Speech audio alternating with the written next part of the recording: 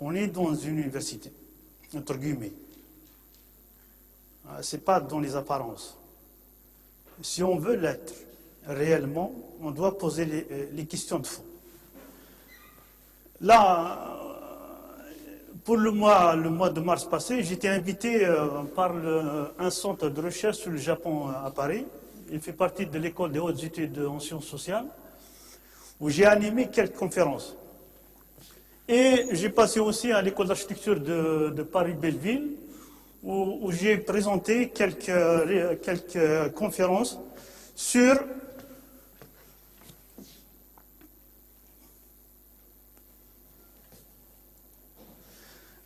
un penseur maghrébin d'origine, mais d'une valeur universelle, qui est Ibn Khaldoun.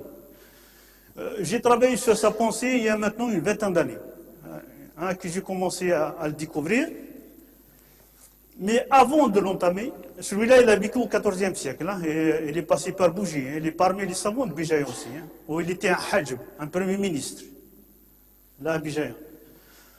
On doit se poser la question maintenant, qu'est-ce qu'on fait là? On est censé on fait partie d'un ministère qui s'appelle l'enseignement supérieur et de la recherche scientifique. C'est quoi la recherche scientifique au fond? On fait de la recherche scientifique. Actuellement, dans les recherches académiques actuelles, on peut avoir sa retraite comme chercheur, mais sans trouver quoi que ce soit. On peut l'être. C'est pour cela, ma démarche de réflexion, ce sera autre chose. Je vais utiliser un peu une autre méthode que j'appelle, c'est la méthode de Picasso. Je l'appelle méthode de Picasso. Ça veut dire qu'il consiste à trouver d'abord et chercher ensuite. Les grandes réflexions de l'humanité, ça se passait de cette manière. Ce n'est pas avec les statistiques, ce n'est pas avec les ordinateurs, ce n'est pas avec le grand matériel qu'on fait de la découverte. Einstein, il a pensé sa théorie dans un café. C'est pour cela,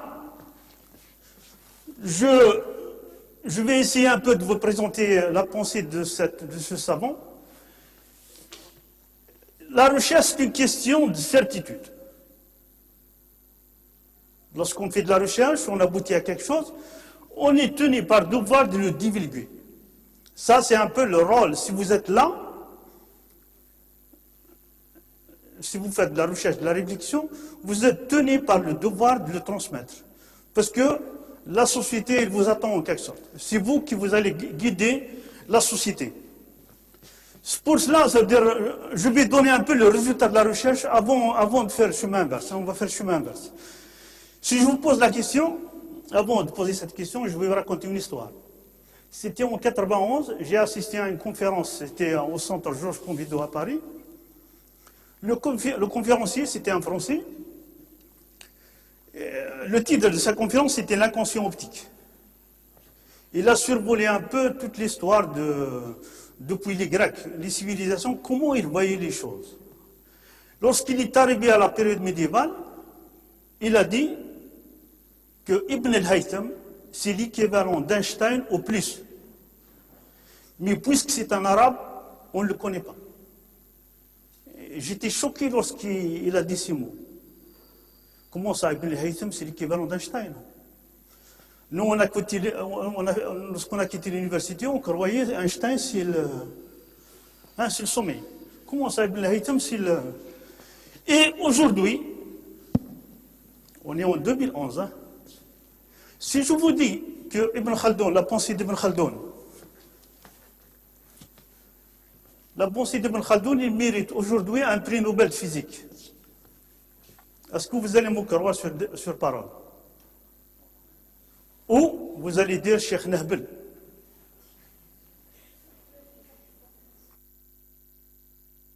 Je vais vous donner une solution intermédiaire. Il ne suffit pas de dire, il suffit de démontrer. Un scientifique, un universitaire, il demande les preuves. Ça, les preuves, ça sera un peu le sujet de communication que je vais faire. La communication d'aujourd'hui et celle qui est programmée la semaine prochaine, s'il n'y a rien aussi. Celle d'aujourd'hui, ça sera un peu plus théorique. Hein, ça sera plus théorique. Mais la semaine prochaine, on va entamer le côté pratique ou quelque chose. Ça veut dire que la société, on va entrer un peu dans les événements actuels. L'organisation de la société avec l'axe de son structure qui est la politique pour arriver au champ de manifestation qui est la ville. Hein, ça sera le plus concret la conférence prochaine. Mais avant d'arriver là, on va mettre un peu de l'ordre dans notre tête, en quelque sorte.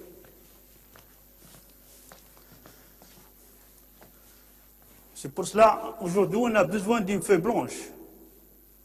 Hein, pour refaire, comme disait Max Weber, on doit se libérer de l'intellectualisme de la science pour connaître nous-mêmes et la nature en général. Là, je me présente avant tout, j'ai un bac mathématique, diplôme d'architecte d'État et un diplôme d'études approfondies à la Sorbonne, et un doctorat en anthropologie et sociologie politique à Paris 8. Et actuellement, on galère au département d'architecture de l'université de Bijaya avec un titre administratif de maître de conférence A. Toute ma réflexion, je l'ai publiée dans un livre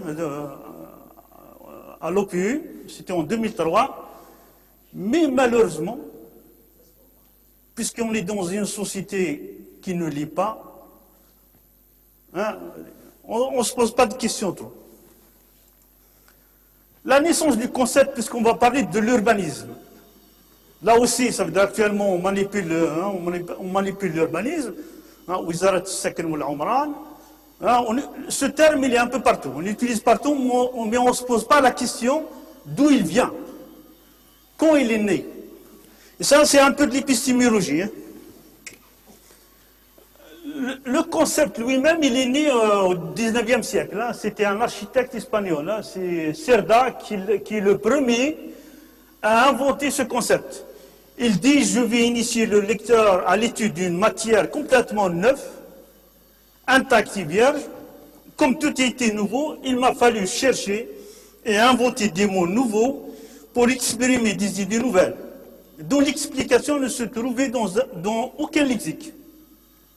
Ça veut dire lui-même, il était conscient qu'il est en train de fonder une science nouvelle. Hein. Bien sûr, tout ça, il faut le mettre dans le temps. Hein. C'était la révolution industrielle. Son livre, il était édité la même année que le Capital de Marx. Hein. Le monde, il était en train de se transformer. Et lui, il était conscient qu'il y a une nouvelle civilisation qui arrive. Il faut être dans la vague, en quelque sorte, et créer les concepts de ce changement. L'homme de l'époque de l'électricité et de la vapeur, n'ayons pas peur de le proclamer, nous sommes une nouvelle génération. Nous disposons de nouveaux moyens infiniment plus puissants que ceux des générations précédentes. Nous menons une vie nouvelle, nous bâtissons des villes nouvelles adaptées à nos besoins et nos aspirations. Et il dit que l'urbanisation, qui a utilisé, c'est la première fois qu'on utilise ce terme comme science, hein, comme une matière scientifique. L'urbanisation réunit toutes les conditions nécessaires pour occuper un lieu distinct parmi les sciences, qui enseignent à l'homme le chemin de son perfectionnement. Il dit que l'histoire de l'urbanisation est l'histoire de l'homme. Et son approche, c'était un peu l'approche biologique. Même lui, il se proclame des concepts de la biologie. Il compare un peu la ville au corps humain, hein, au corps humain. Sur le plan méthodologique, quelle est son approche? Il dit que la nature de notre objet exige de suivre l'ordre rationnel et logique. C'est la rationalité. Car invoquer le hasard ou la fatalité ne constitue pas une explication philosophique des actes humains. Si l'urbanisation et la civilisation partent du même principe, c'est-à-dire de la sociabilité de l'homme, l'antériorité revient de droit à l'urbanisation, qui est l'effet premier immédiat et matériel de la réunion d'individus et de familles. Là, on constate aussi l'utilisation de deux concepts différents, qui est l'urbanisation et la civilisation, c'est deux concepts différents. L'urbanisation, elle est antérieure à la civilisation. Et là où il utilise aussi d'autres termes, d'autres concepts, lorsqu'il explique un peu ce phénomène, il utilise l'urbanisation ruralisée, la plus éparpillée possible. Il ne comprendra pas de mur d'enceinte, puisque toute limitation lui est contraire. Et en face, il utilise l'urbanisation combinée, c'est-à-dire de l'urbanisation qui sert de sociabilité, dans la mesure où il réduit les distances qui séparent l'homme de l'homme, la famille de la famille. Bien sûr, son souci le plus important à l'époque.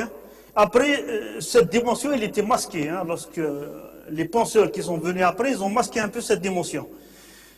Le problème qu'il posait, lui, ce n'était pas la ville, c'est la métaville en quelque sorte.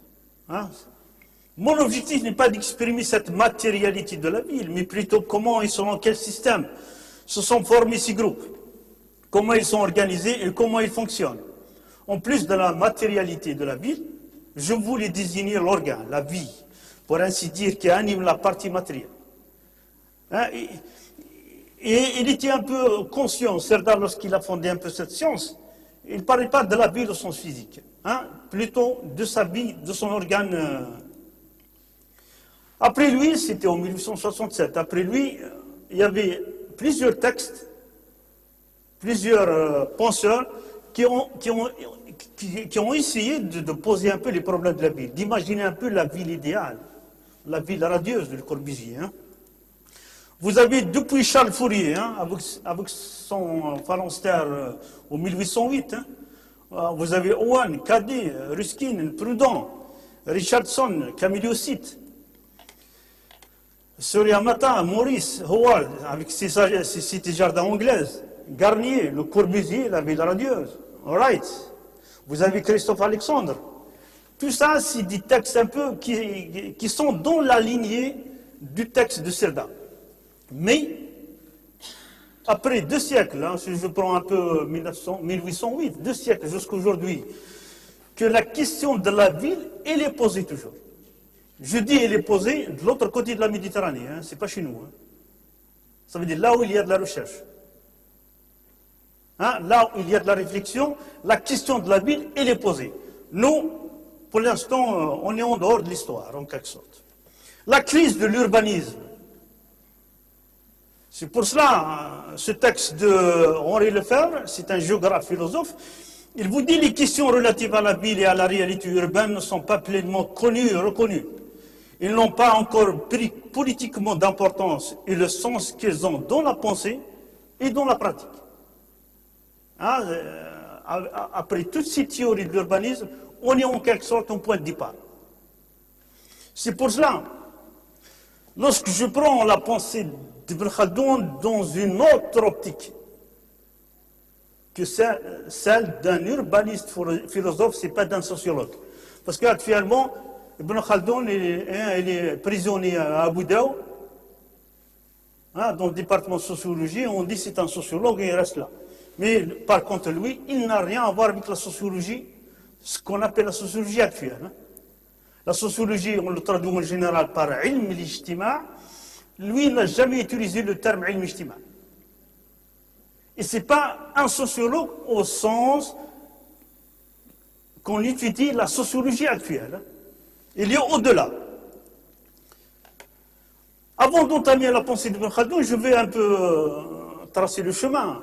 Je vais donner 2 concepts qui ont marqué la pensée du XXe siècle. Celui-là, c'est un anthropologue américain, Edward Hall, dans un livre qui s'appelle La danse de la vie. C'est un beau titre, La danse de la vie. C'est ce qu'on appelle le concept de culture primitive.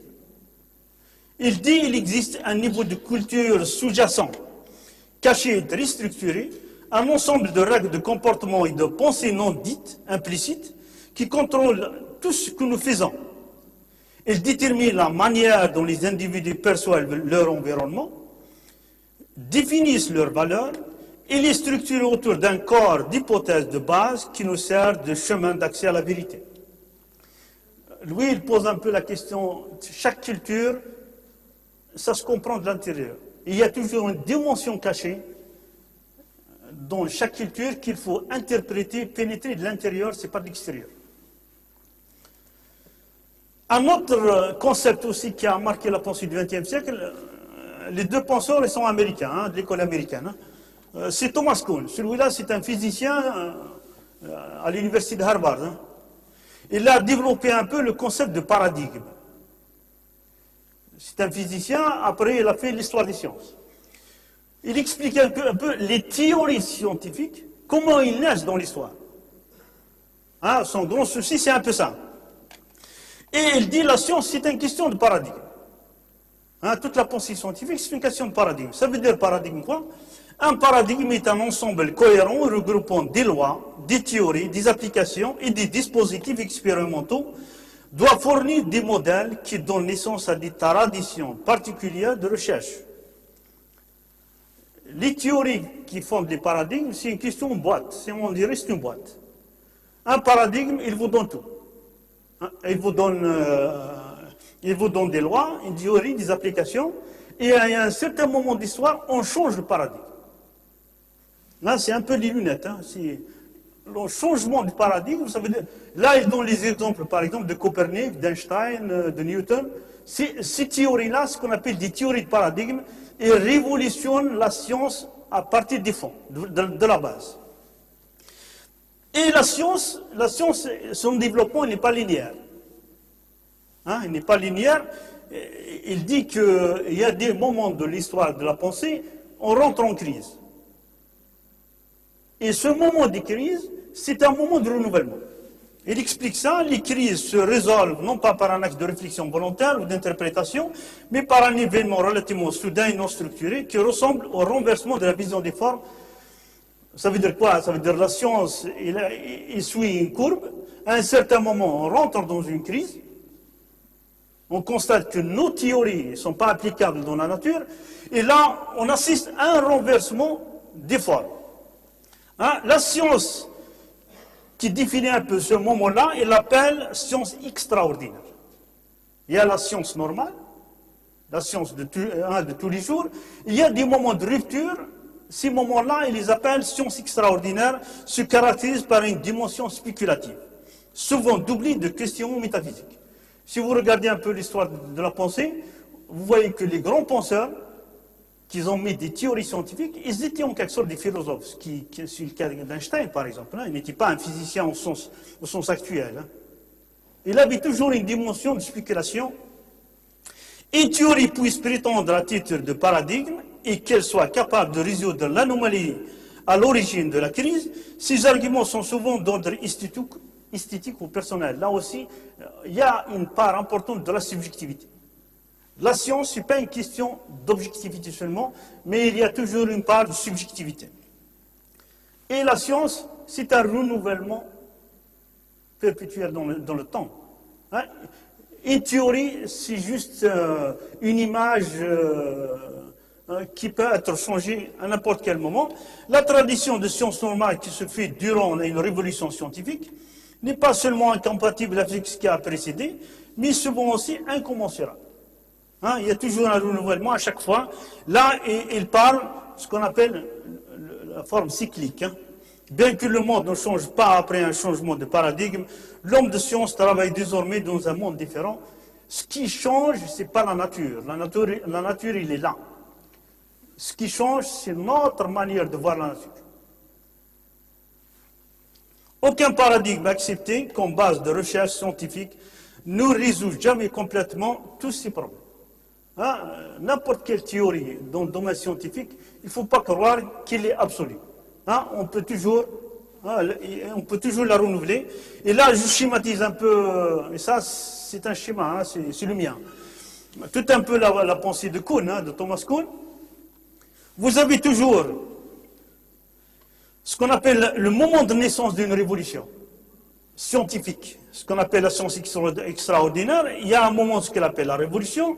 La révolution, ça se fait avec une imagination scientifique. L'imagination, pour lui, elle obéit à 3 facteurs. Il y a l'expérience, il y a la conception du monde du chercheur, il y a la foi du chercheur. La foi. N'oubliez pas, c'est un physicien qui parle. Hein. Ce n'est pas un théologien. Hein. C'est un physicien. Einstein, une grande partie de sa théorie, il se basait sur la foi. Hein. Il y a une phase de construction. La théorie, là, elle est admise. Hein. Tout le monde l'accepte, il est fondé. Hein. On rentre ce qu'on appelle la science normale. Et à un certain moment, on commence à douter. On constate que cette théorie ne résout pas tous les problèmes. Il y a un décalage entre la théorie et la réalité. Là, on rentre dans ce qu'on appelle une phase de déconstruction, et on revient au point de départ, et ainsi de suite. Hein, la science, elle est cyclique. Ça, c'est les deux paradigmes un peu qu'il faut toujours le mettre dans la tête. C'est la culture primitive et la question de paradigme. Parce qu'on va être confronté à ça tout à l'heure. Maintenant, puisqu'on est architecte, hein, on avait un diplôme d'architecte à un certain moment, on a commencé par l'architecture, par l'histoire de l'art. Et à partir de l'histoire de l'art, je me suis un peu balancé dans la philosophie. Hein. Et ça, c'est un professeur, Philippe Sey, c'est un professeur, c'est un philosophe, enseigne la philosophie de l'art à l'école d'architecture de Paris-La Villette. Et à un certain moment, j'ai assisté à ses conférences. Il dit, considérer l'art non comme un spectacle, mais comme un mécanisme de pensée, comme un choix philosophique et moral. La question de l'art, il ne faut pas croire que c'est un spectacle. Et je vous donne cette image. Cette image, vous allez la reconnaître. C'est la Alhambra de Grenade du XIVe siècle. Qu'est-ce qui signifie cette image-là?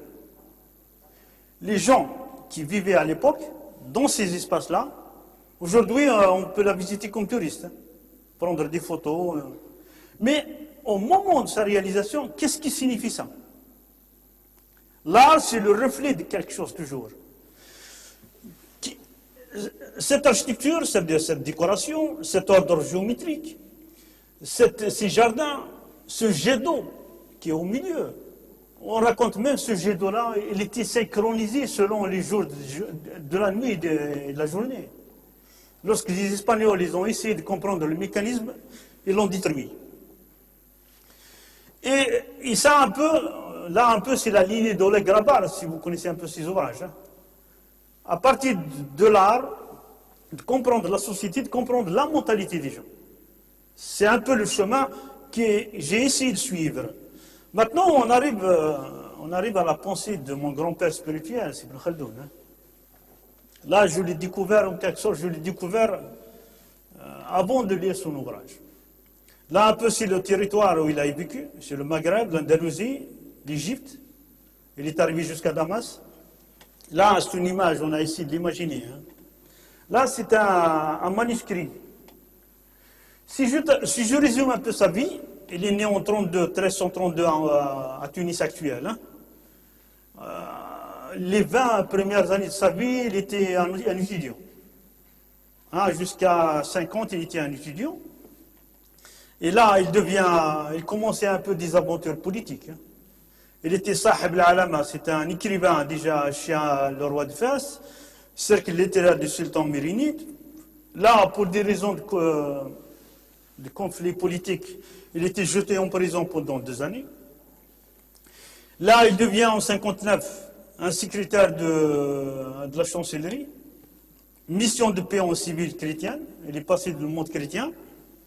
56, il devient un hajjab à Bijaya, chez l'émir de Bijaya. Il raconte, il y a une phrase intéressante, il dit « Tawallaytu al-hijabata fi Bijayata ala istibdad ». Aujourd'hui, on entend beaucoup le mot « mustabid ». Hein, c'est une question posée. Hein. En 57, en 75, 68, là, à un certain moment, il avait trop de politique, ça veut dire il veut la retraite. Il se retire de la vie politique dans une grotte, à la Qal'ad Ben Salama, du côté des tiers actuels, et là, pendant 4 ans. Il rédige son ouvrage qui est la Muqaddima, et il rédige son livre le plus important, qui est Tariq al-Ibar. Tariq al-Ibar, c'est l'histoire. Le premier tome, c'est la philosophie de l'histoire. Ce qu'on appelle la Muqaddima. En 1382, là, il débarque en Égypte. Il est professeur et grand qadi en Égypte. Hein. En 1401, il rencontre le chef mongol Tamerlan à Damas. Il est mort en 1406. Ça, c'est un peu c'est son histoire. les œuvres qu'il a écrites. Déjà à l'âge de 20 ans, il a fait un traité d'arithmétique, de mathématiques, hein, c'est le résumé de Razi. Il rédige la Muqaddima sur une période de 5 mois. Et Tarikh al-Ibar, c'est ses ouvrages les plus importants. Hein. Bien sûr, il a le Ta'rif, son histoire propre de sa famille, ce qu'on appelle Ta'rif ou l'autobiographie. Il a un livre aussi à la fin de sa vie qui est dans la mystique qui s'appelle Shifa Sa'il. Il y a un ami à lui qui s'appelle Ibn Khatib, il a cité d'autres ouvrages. Hein. Mais Ibn Khaldoun, il ne les a pas cités dans son... Et il est connu plutôt par la Muqaddima. Ibn Khaldoun, laissez-moi vous dire qu'actuellement, il est étudiant en Europe, ce n'est pas dans le pays arabe. Hein. Ils le connaissent mieux que nous, comme par hasard. Yves Lacoste, c'est un penseur français, il dit que sa clairvoyance scientifique résulte d'une contradiction entre un rationalisme vigoureux et une forte réaction mystique. Et à la fois un croyant orthodoxe et mystique et un très grand penseur rationaliste. Il apparaît ainsi comme une sorte de miracle. Hein, lorsqu'on le lit, et laissez-moi vous dire, ça veut dire tout ce qu'on a écrit sur Ibn Khaldoun aujourd'hui, hein, depuis 2 siècles, au 19e siècle, on l'a découvert. Dans sa globalité, soit c'est des études permo-idéologiques. Je prends par exemple la thèse de Tahoussi. Ça veut dire idéologique. On prend Ibn Khaldoun, on dit c'est un capitaliste, c'est un communiste, c'est un nationaliste. On utilise le texte d'Ibn Khaldoun. À chaque fois, on le dirige selon...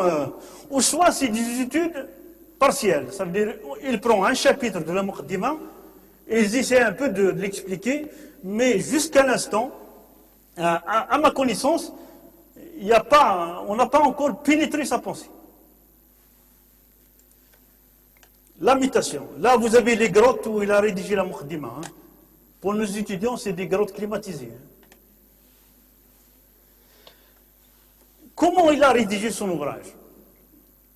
Là, à un certain moment, il a marre de son expérience, il se retire. Là, il a eu l'intuition.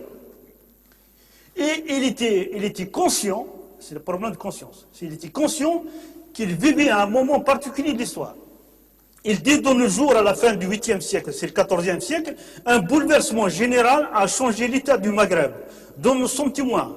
Lorsqu'il se produit un bouleversement général, c'est comme si la création entière avait changé, comme si le monde entier était transformé.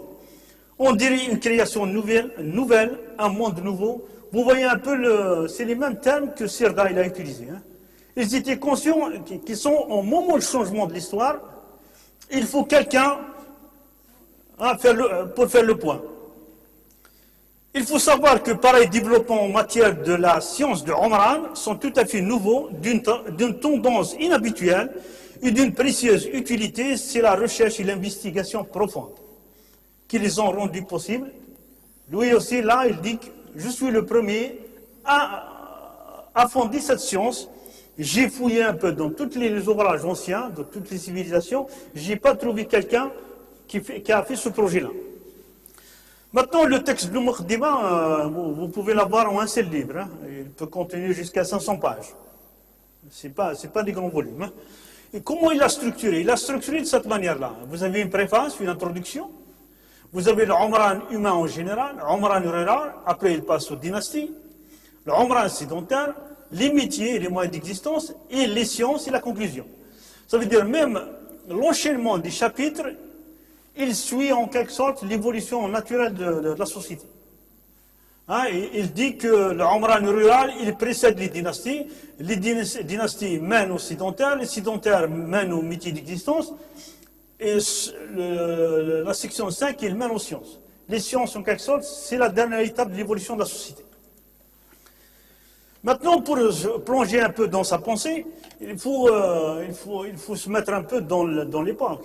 Actuellement, là, vous prenez l'université, vous avez des facultés, les facultés, vous avez des départements. À l'époque, la science, comment elle s'est développée? Il commençait les études par la logique, puis les sciences mathématiques. Les sciences mathématiques, elles regroupent l'arithmétique, la géométrie, la cosmologie. La cosmologie, c'est ilm al-hay'a. Et vous avez la musique qui fait partie des mathématiques. Vous avez les sciences naturelles, tabi'iyat au sens global, on englobe la physique et toutes les sciences de la nature. Pour arriver à la fin, ce qu'on appelle les sciences divines, ou la métaphysique, ou la sagesse. Ça veut dire même dans les études, un étudiant, lorsqu'il fait son parcours, il suit un peu cet ordre-là, ce que nous, on ne fait pas aujourd'hui. On fait le tout, c'est pour cela on saura beaucoup des points d'interrogation sur la tête. La méthode rationnelle, sa méthodologie aussi, elle est importante. On oublie que son maître, l'Abili, c'était un mathématicien. L'Abili, il a passé avec lui 8 ans, c'était un mathématicien. Lui-même, son premier traité, c'était de mathématiques. Ça veut dire aujourd'hui, Ibn Khaldun, s'il fait un voyage dans le temps, il ne va pas à Bouddha, il va venir à Tergan, ce n'est pas à Bouddha. Ça veut dire qu'il était plutôt dans les sciences dites exactes. La géométrie procure à celui qui la pratique une clarté dans le raisonnement, une justesse dans la pensée grâce à l'ordre de ses démonstrations et de ses syllogismes. Les connaissances mathématiques sont des connaissances claires, découlant d'une démonstration cohérente. L'expérience s'obtient par la répétition multipliée d'un phénomène. Le rapport existe entre les choses qui rendent possible la connaissance de l'inconnu à partir du connu, c'est le rapport. Nous voyons ce monde, c'est l'observation. Et il dit Waqa' wa muntazar, ce qui est réellement, ce qui va venir. Et là, Ibn Khaldun était un visionnaire. Ça veut dire qu'il voyait son époque, mais il voyait l'avenir aussi. Maintenant, comment ça se définit les différents parcours dans l'apprentissage? L'homme, il commence toujours par ce qu'on appelle l'aql tamyizi, l'intelligence discernante. C'est à la naissance. On acquiert les premières connaissances. Après, avec l'expérience, on acquiert ce qu'on appelle l'aql tajribi.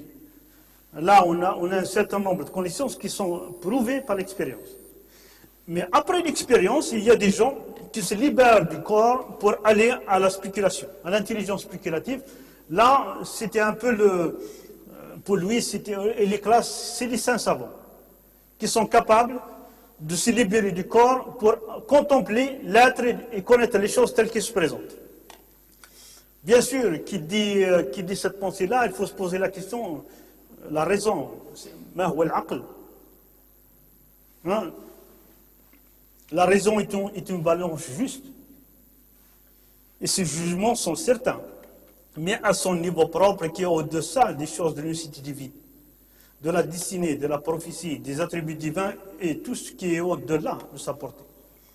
La raison, ce n'est pas un juge, c'est une balance. C'est un, comment il s'appelle? C'est juste un moyen pour passer au-delà. Et là aussi, ça veut dire après, ce qui caractérise un peu la science actuelle, c'est un peu la domination de ce qu'on appelle la pensée physique, qui nie un peu une dimension qui est au-delà. Quand à moi suffit une intuition divine. L'intuition, c'est le moteur un peu de la création. L'intuition divine qui me faisant découvrir une science, qui me rendait le dépositaire de ses secrets et son interprète le plus fidèle. Le moment de l'abstraction, cette réflexion, ça met nous, au fond. Lorsqu'on réfléchit, pourquoi? Et ça met nous. L'imagination des individus d'une même classe, une image qui s'applique également à eux tous, c'est-à-dire un universel. Ensuite, l'entendement compare cette catégorie d'individus avec une autre qui lui ressemble en quelques points et qui est composée aussi d'individus d'une même classe. Et aperçoit aussi une image qui s'adapte à ces deux catégories en ce qu'ils ont de commun. Il continue cette opération d'abstraction jusqu'à ce qu'il remonte à l'universel qui ne s'accorde avec aucun universel qui est par conséquent unique. Le but de la recherche, le but de la science, c'est d'atteindre l'unité de la connaissance. L'union avec l'existence. Là, Ibn Khaldun, il résume ça avec des textes qui sont éparpillés dans la Muqaddimah. Je les résume, il dit que l'univers avec sa hiérarchie d'éléments simples et complexes suit un ordre naturel d'en haut en bas, de façon que tout ne fasse qu'une union inséparable. Tout ce qui est en dehors de vous, Si vous l'observez, vous le méditez, vous voyez entre vous et lui une union à l'origine, ce qui prouve votre union avec l'existence. Le monde contingent existe dans les intelligences en dehors du temps. Là, il y a un poème, je crois, c'est de Messina, il dit وتحسب أنك جرم صغير وفيك انطوى العالم الأكبر. Ça veut dire l'homme, il est à l'image de la création, à l'image du monde. Hein. La médiance. Là, c'est un peu la pensée d'Ibn Khaldoun. Je fais un parallèle un peu ce qui se fait actuellement en Europe. Là, celui-là, c'est le responsable un peu du centre qui m'a envoyé l'invitation. C'est Augustin Berg, c'est le fils de Jacques Berg, le grand orientaliste du Maghreb.